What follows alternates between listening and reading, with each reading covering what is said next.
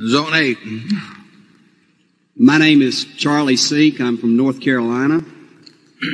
Mr. Buffett, your article last year in Fortune magazine was excellent. I'm wondering what your thoughts are on American business profit margins, return on equity in the future. Also, would like your thoughts about the some businesses today with their huge inventory write-offs. What your thoughts about those are? Yeah, well, in that article I talked about the unlikelihood of corporate profits in the United States getting much larger than 6% of GDP.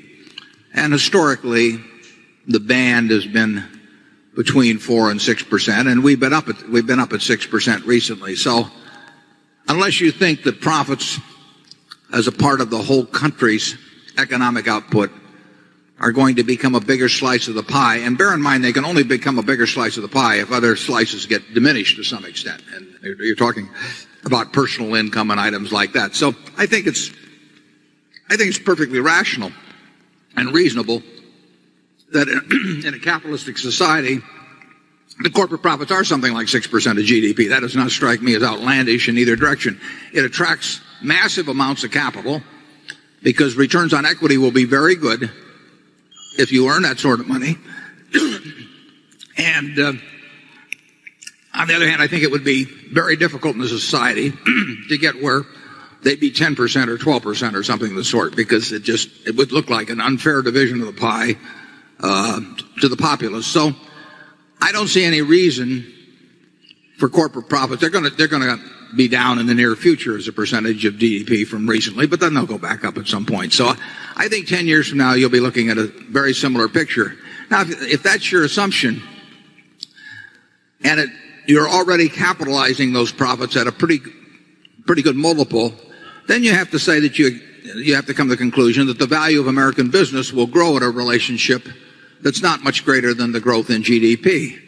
And most of you would estimate that probably to be, maybe 5% a year, if you expect a couple percent a year of inflation. So I wouldn't change my thoughts about the profitability of American business over time, and I wouldn't change my thoughts much about the relationship of stock prices over time to those profits.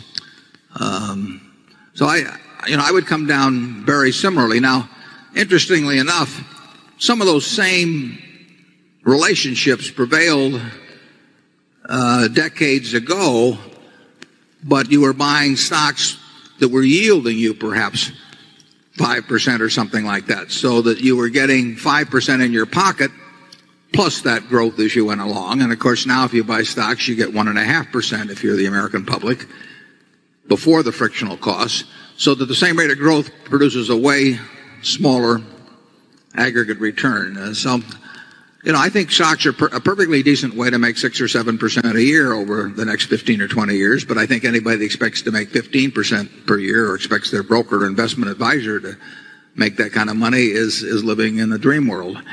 And it's particularly interesting to me that back when the prospects for stocks were far better, I even wrote something about this in the late 70s, pension funds were using investment rate assumptions that were often in the 6% or thereabout range.